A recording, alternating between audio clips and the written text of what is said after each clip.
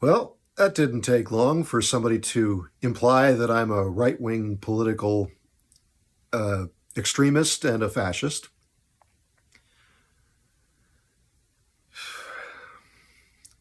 Okay.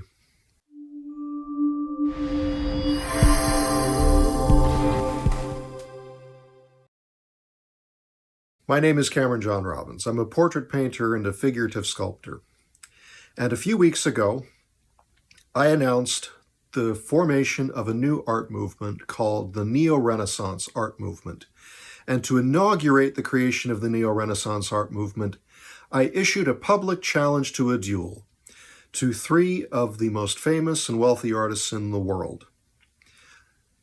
What I have proposed is this: that each of us create a piece of artwork, all four artworks be sold at auction, with the winner of the duel being the artist whose work realizes the highest selling price, and with the proceeds of all four sales being donated to the charity of the winning artist's choice.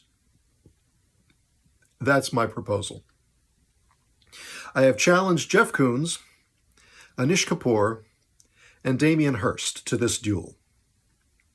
Now, their work is radically different from mine, and that was by design. So while I respect my famous colleagues and I respect their work, in fact, I'm delighted that they have succeeded to the degree that they have, because it sets a precedent for how well artists can actually do professionally. I'm delighted to see it. I personally would like to have that kind of success. I would like to see lots more artists have that kind of success, and I think it's possible. So while some may criticize what I've done as shameless self-promotion, what I'm trying to do is draw attention to the reason why I created the Neo-Renaissance art movement, and that is because we need a new age of enlightenment. We need a bit of a new revolution. That's a very popular buzzword with a certain group of people.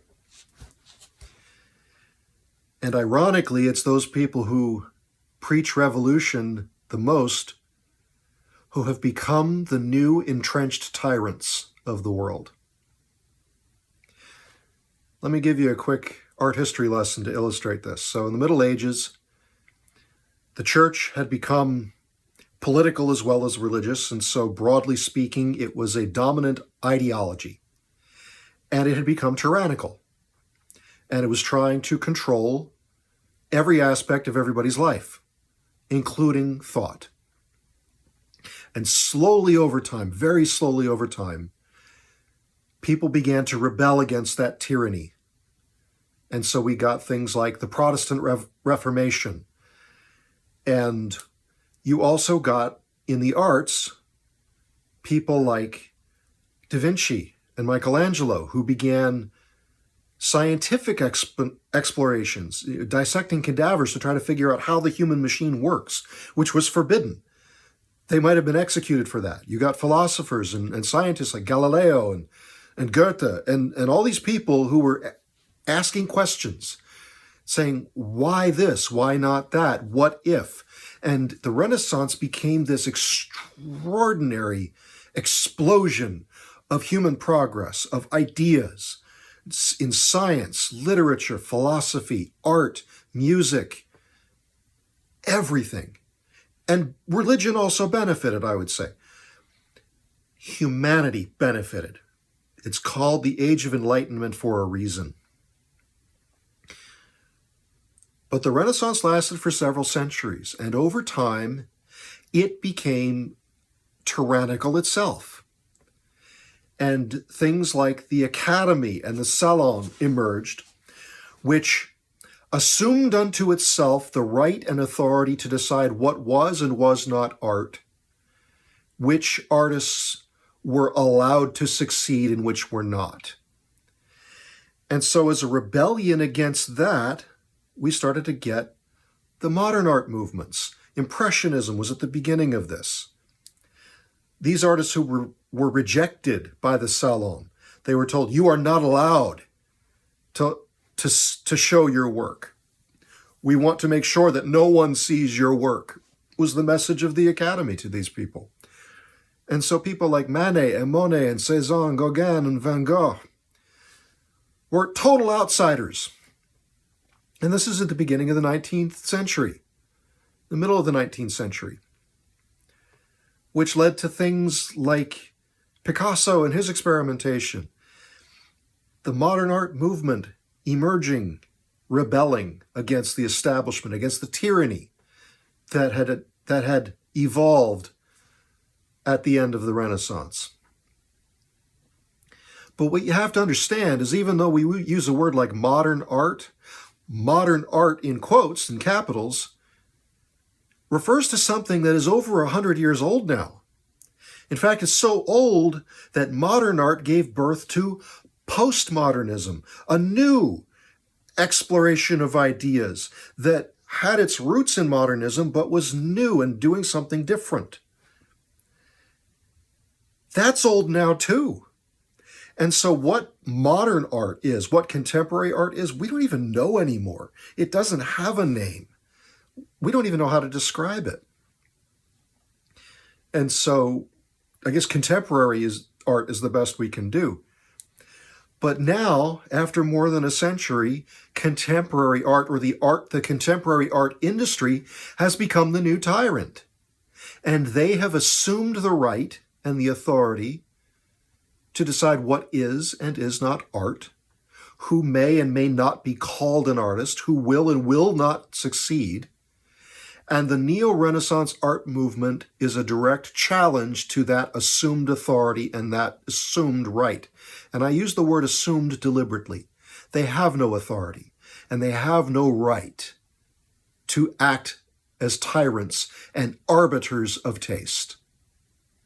They have the position to do it because they control the industry. They are the brokers and the gallery owners and the auction houses and the agents who, because of their position as brokers, do have the power to exert tyrannical influence, and they do. And one of the reasons I believe we need a new age of enlightenment, a neo-Renaissance, is because in a lot of categories, whether it's cultural or educational, the world is getting measurably more ignorant. And tyrants love ignorant masses. We need a new flowering of curiosity, a new emergence of exploration,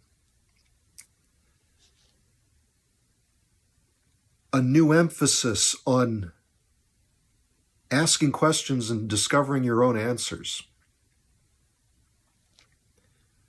One of the reasons that I create the work that I do, the style that I do, because I'm kind of an anachronism. I draw my inspiration from the Renaissance. Part of the reason for that is because that's the work that I am emotionally compelled to make. I am drawn to that. I'll give you an example. How many hundreds, millions of people every year visit the cathedrals in Europe or the temples and monasteries all around Asia? And you walk into these spaces and you feel that you're in the midst of something profound. And even if you don't know what the stories are depicting, what the artwork is articulating, you know you're in a very special place. Something moves you on an emotional, instinctive level, and you are impressed. Contrast that with the experience that a lot of people have in modern art museums and galleries, where you look at this collection of things and you ask yourself, what am I even looking at? And then you get the brochure or the pamphlet that comes with it, and there's this vast explanation, wordy essays on why This is not merely a pile of rotting garbage. This is actually something deeply profound and artistically meaningful. Well, there's a reason why those things fail to convince most people. It's because they're not convincing. There's nothing there. And it's insulting on two levels. It's insulting to those who don't understand what they're reading, because everyone's insulted when they feel talked down to. If I don't understand, I feel like I'm being talked down to. I'm insulted because I feel like my intelligence is being insulted. And it's insulting to those who do understand what those things say and know that they say nothing. Because I have an art education, I fall into the latter category. And I can tell you, those vast essays say nothing. It's all smoke and mirrors, in most cases.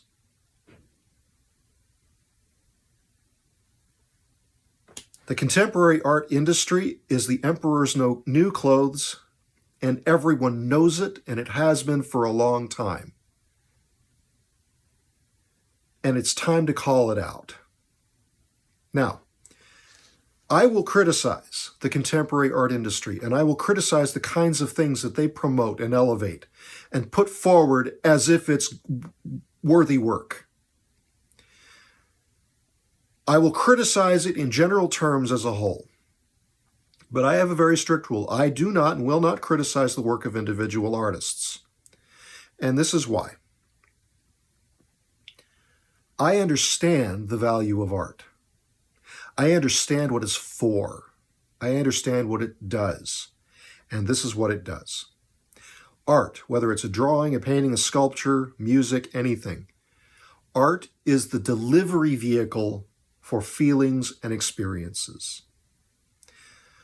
So while you may think that when you buy a piece of art because you wrote a check and you put a thing in a bag and took it home, that the thing is the product, it's not. The thing is the delivery vehicle for the product. The product is the way living with that thing, whether it's drawing, painting, sculpture, whatever, helps you to create the environments that you want to be in, helps you to feel the way you want to feel, helps you have experiences that you want to have. That is what art is for. That is what it does. So even though famous artists like Andy Warhol have said things like, art is the greatest joke the poor have ever played on the rich, which makes it sound like the entire idea of art is a fraud and a con, he's wrong. He's absolutely wrong, and here is why. You pick any group of people from any point in history and any part of the world, and you will find something as universal as the need for food, water, shelter, and all the basics of survival. People make art. Even the most primitive subsistence cultures, who may not know if they're going to eat tomorrow. What do they do at the end of the day? Sit around the campfire and they decorate their tools and their weapons and their clothes. They sing, they dance, they tell each other stories. Human beings make art. We can't help it. It seems like it's built into the human instinct. And so I submit that art is absolutely vital, absolutely indispensable. And the reason I say that is because we always act that out. We always act as if that's true. So whether it's a prisoner in a dungeon scrawling doodles on the wall, or someone paying millions of dollars to have frescoes painted on the ceiling of their mansion, this is something human beings do. We always do this. And my belief is that it's because we can't help ourselves. Because we're trying to create experiences. We're trying to create environments that help us feel the way we want to feel. So that's the value of art. And there are lots of reasons people pay for art. Sometimes it's how much you paid for it. That's part of the experience. For some people, that's part of what they're paying for, is the opportunity to say, why, yes, I did spend this much money on an original whatever. Fair enough. It's their money. They're allowed to do that. It's exactly the same on the opposite end as somebody who brags about having gotten a killer sale on some thing. You know, I got this mega flat screen TV for 90% off, and you're celebrating how much you paid in that way. It's the same thing. So I make the kind of work that I do because that's the kind of work that moves me emotionally.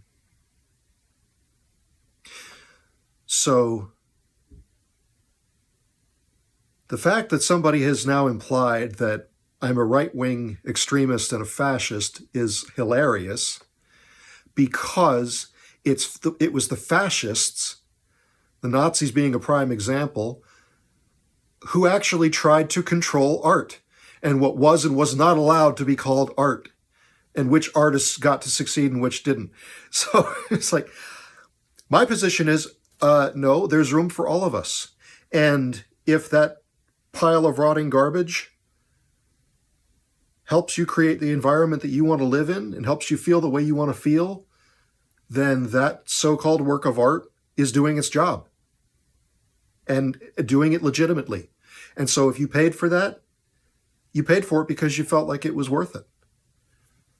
And that's up to you. The reason I don't criticize the work of other artists is because, well, one, I believe there's room for all of us to succeed. And I'm not making work that's going to appeal to everybody. I'm looking for the people to whom my art does appeal.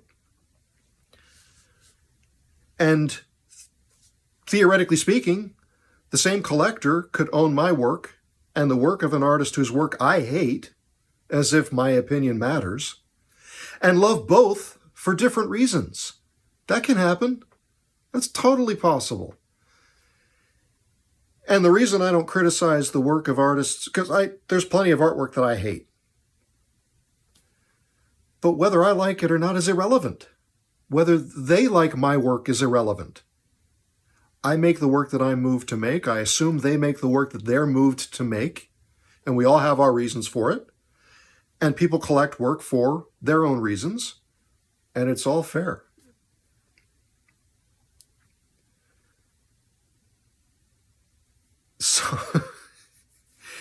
So okay, right-wing political extremist.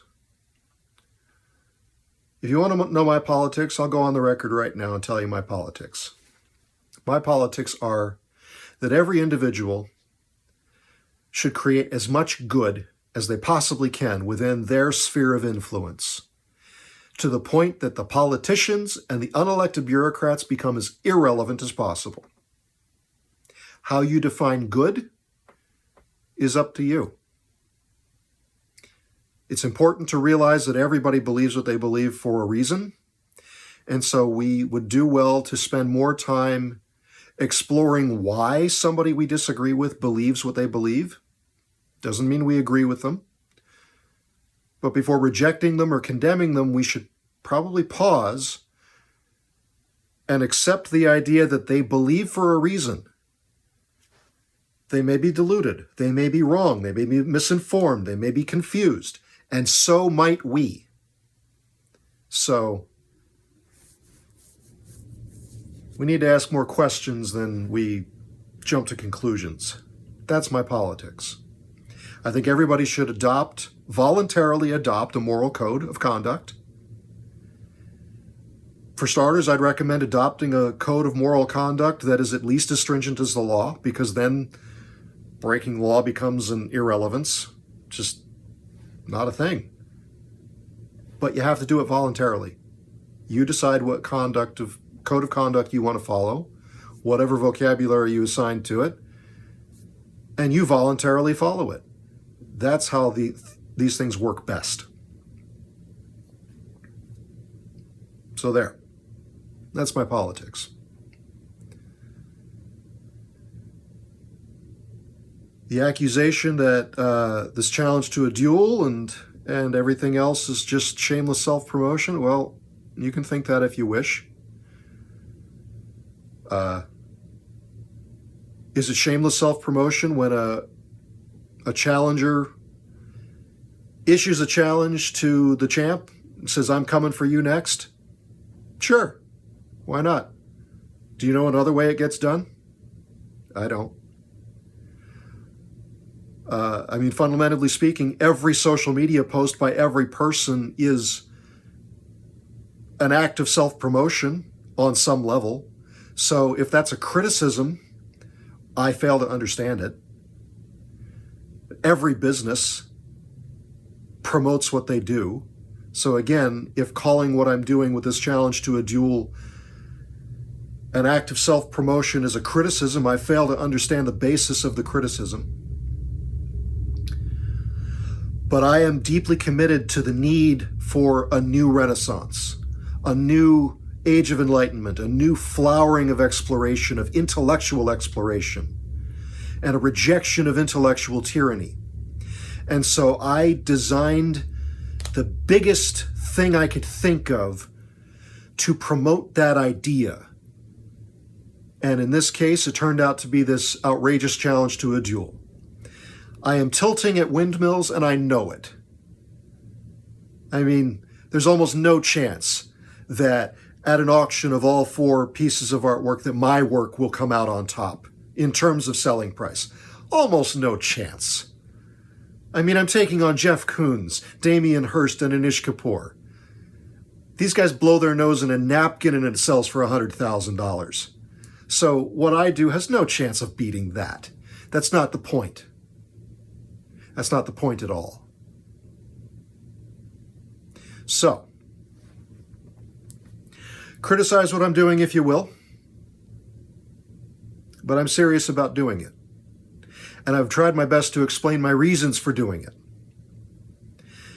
And frankly, between you and me, if we're going to reduce things to political ideologies, rejecting tyranny, rebelling against intellectual tyranny, and rejecting the assumed authority of people to decide who may and may not succeed and what is and is not legitimate art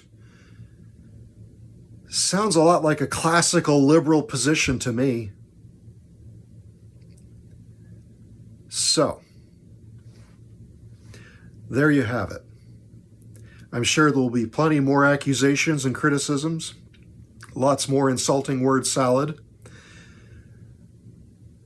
But I believe in people. I believe in the greatness of humanity, as a group and as individuals. I refuse to participate with the ever-fracturing group ideologies and group identities. It's like, I am pro-human. Let me say that again. I am pro-human. Any other fracturing of that idea that you want to participate in is fine. That's up to you, but I'm not going to play that game with you.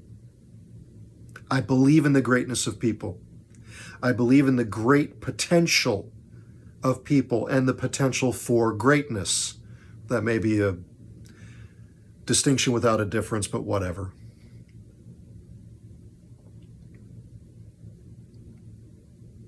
I believe in human beings.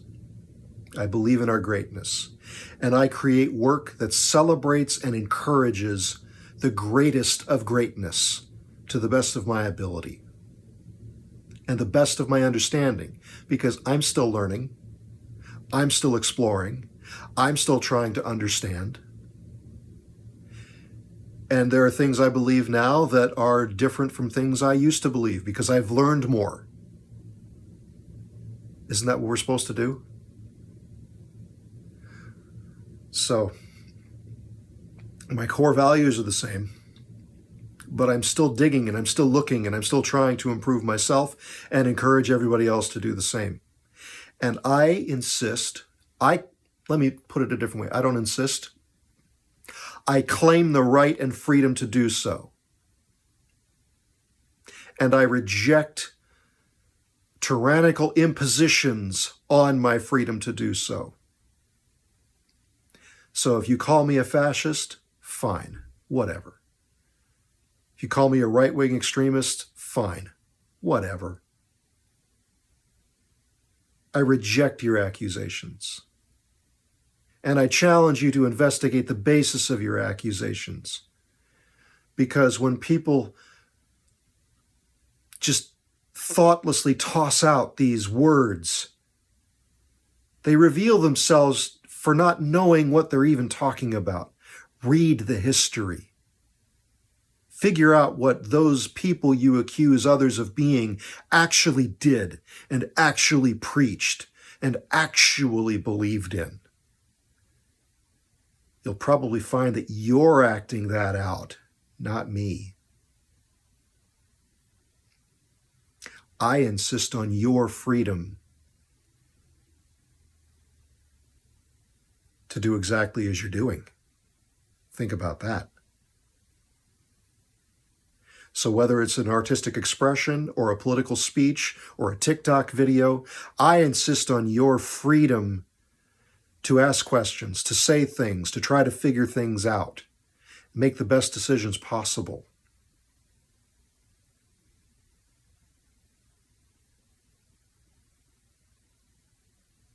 So, long live the Neo-Renaissance.